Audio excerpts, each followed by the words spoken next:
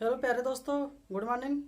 हम आज आप लोग को क्लास 11 का मैथमेटिक्स का 1.4 का 7वां नंबर सवाल 6 नंबर सवाल तक आपको बता चुके हैं। आज 7वां नंबर सवाल आपको बताएंगे।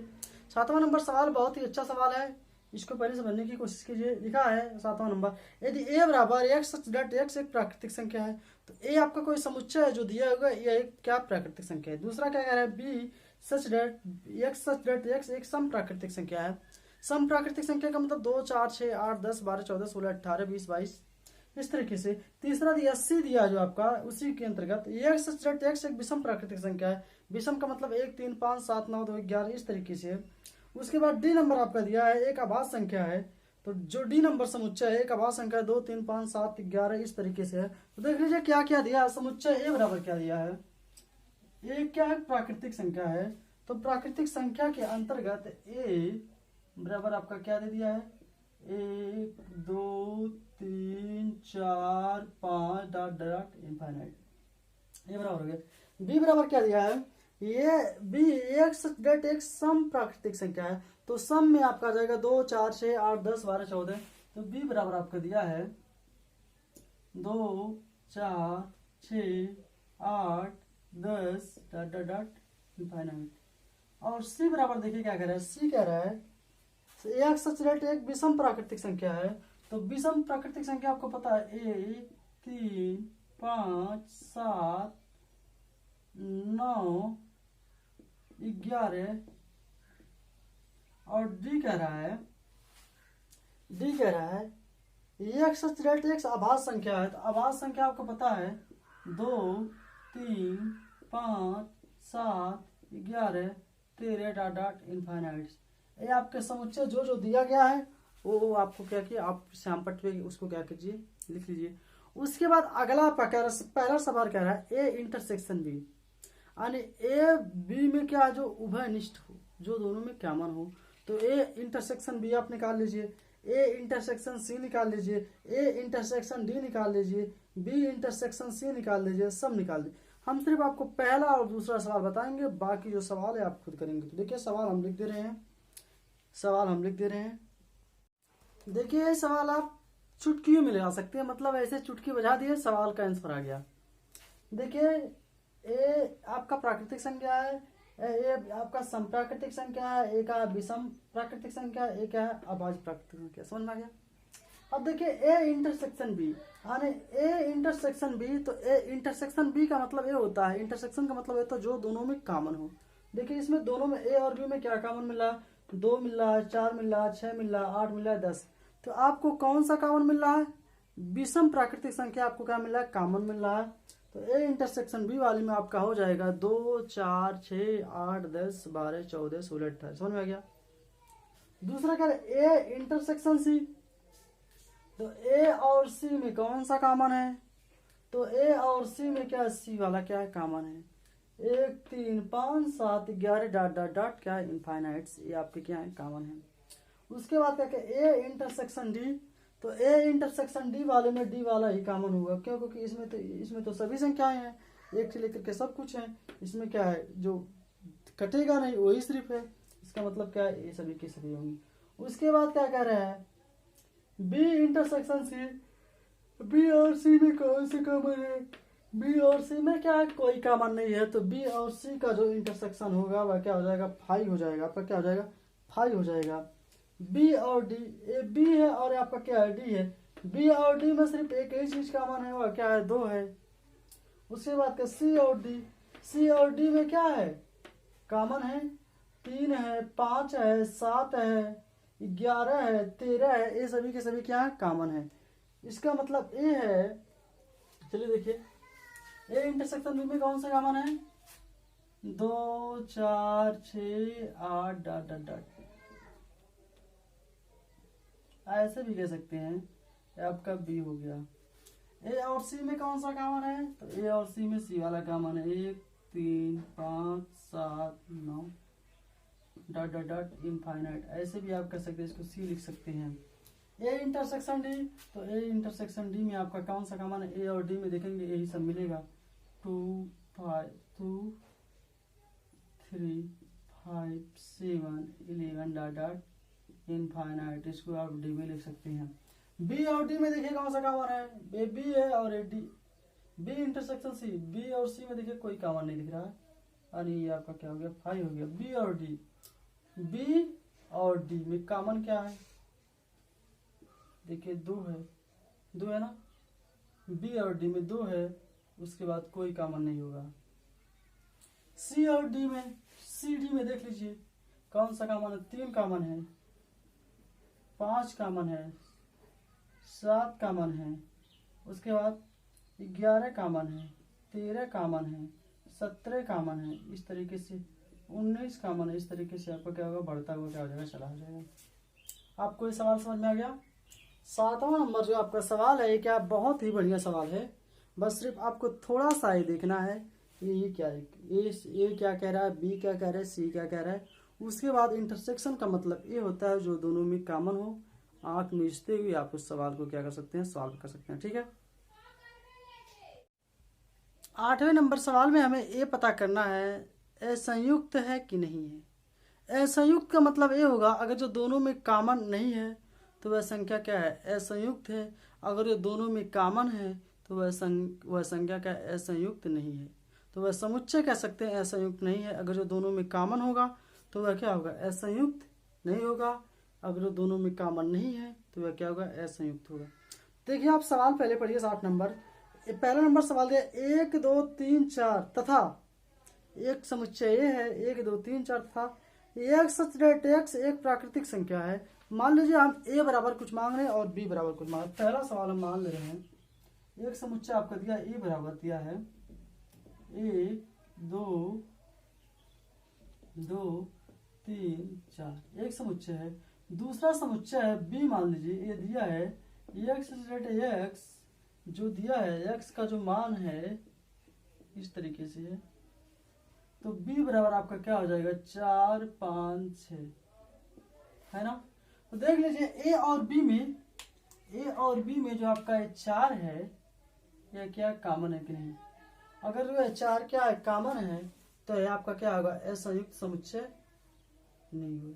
ठीक, तो पहला क्या है, असंयुक्त समुच्चय आपका नहीं, क्योंकि इसमें जो 4 है यह दोनों में क्या है, कॉमन है। दूसरा सवाल क्या कह रहे हैं, ए ई आई ओ यू, दूसरा इसी का है A E I O you, और एक समुच्चय मान लीजिए ए बराबर है और बी बराबर आपका दिया है, बी बराबर आपका दिया है C D F, C D E F, दिया ना। देखिए इन दोनों में कॉमन है, क्या ई कॉमन है, ये स्वर है या क्या व्यंजन है, स्वर है या व्यंजन है। जो ये अल्फाबेट्स दिया हुआ है, मतलब वर्णमाला दिया हुआ है, तो ए या यू में जो ई आपका क्या दिया हुआ है, इन दोनों में क्या ई क्या है, ई इन दोनों में क्या है, कॉमन है। इसलिए ये भी क्या है, असंयुक्त नहीं है, असंयुक्त नहीं है, असंयुक्त नहीं है, ये भी नहीं है।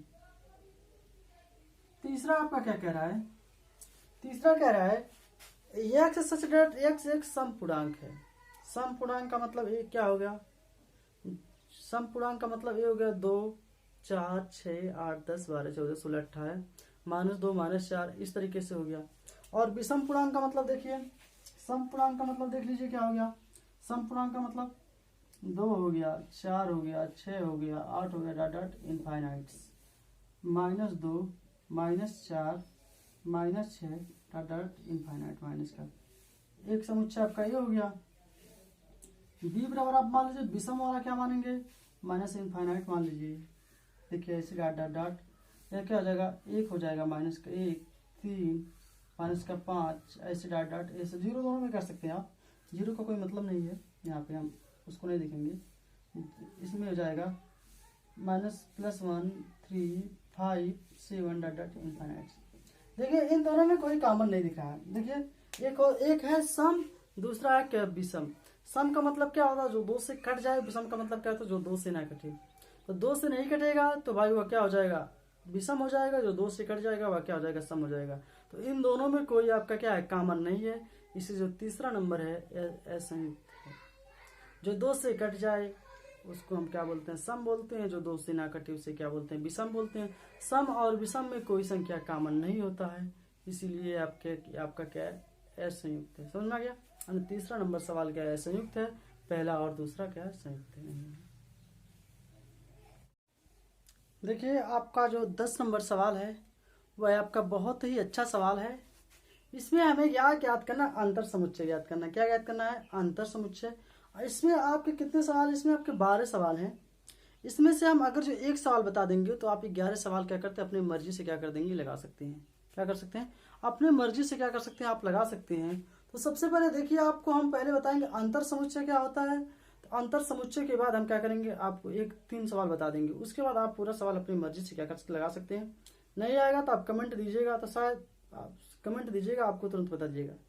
और 3 ही सवाल में आप ऐसे हजारों सवाल को क्या कर सकते हैं। बस आप एक बार थोड़ा सा ध्यान दीजिएगा। देखिए मान लीजिए ए और बी क्या समुच्चय है, ए और बी क्या है, 2 समुच्चय है। इसका जो अंतर समुच्चय क्या होगा, ए माइनस बी। ए माइनस बी आपका क्या होगा, अंतर समुच्चय होगा। ए समुच्चय इसके अंतर्गत वो आएंगे जो दोनों में हो उसको हमें नहीं लिखना है, जो दोनों में हो हमें उसको नहीं लिखना है। उसके बाद जो ए में बचा हुआ है हमें सिर्फ उसी में लिखना है, हमें बी से कोई मतलब नहीं है। पहले देखिए ए और बी क्या है, 2 समुच्चय हैं। इसका अंतर समुच्चय क्या होता है, ए माइनस बी। ए माइनस बी के अंतर्गत आपके वही आएंगे जो दोनों में ना हो, जो दोनों में हो उसको हमें नहीं लिखना है। उसके बाद जो ए में जितने अवयव बच रहे हैं उसके अलावा उसी को हमें लिखना है, और बी के अवयव से हमें कोई मतलब नहीं है। वही आपका क्या कहलाएगा, अंतर समुच्चय। देखिए आप सवाल के माध्यम से देखिए पहला क्या है, ए माइनस बी। क्या है आपका सवाल, क्या है, ए माइनस बी। तो ए माइनस बी, आप पहला नंबर सवाल को देखिए, यहीं पे आपको हम सॉल्व बता दे रहे हैं। आपका पहले का सॉल्यूशन आपका देखिए ए माइनस बी, ए माइनस बी, ये आपका हो गया अंतर समुच्चय हो गया। अब देखिए ए के अवयव क्या है, 3, 6, 9, 12, 15, 18, 21। ये आपका क्या हो गया, ए के अवयव हो गया, माइनस का चिन्ह लगा दिए। बी के हो गया 4, 8, 12, 16, 20। हो गया कि नहीं, आपके क्या हो गए, बी के अवयव हो गया ना। अब देखिए जो दोनों में हो उसको हमें नहीं लिखना है। और 4 इसमें है, देखिए इसमें 3 है, नहीं है। 6 उसमें है, नहीं है। 9 उसमें है, नहीं है। 12 उसमें है, और ये 12 हमको नहीं लिखना है।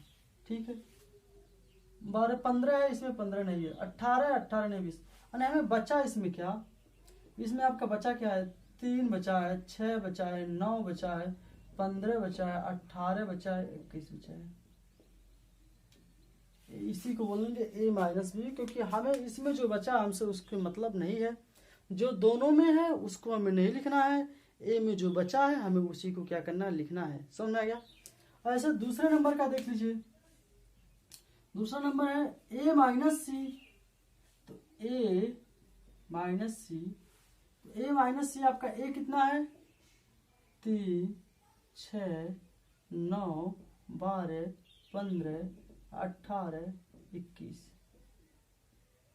और सी में आपका क्या है, 2, 4, 6, 8, 10, 12, 14, 16, 18। 2, 4, 6, 8, 10, 12, 14, 18, 20। इस तरीके से ना, नहीं 16 तक है, 14, उसके बाद 16 तक है।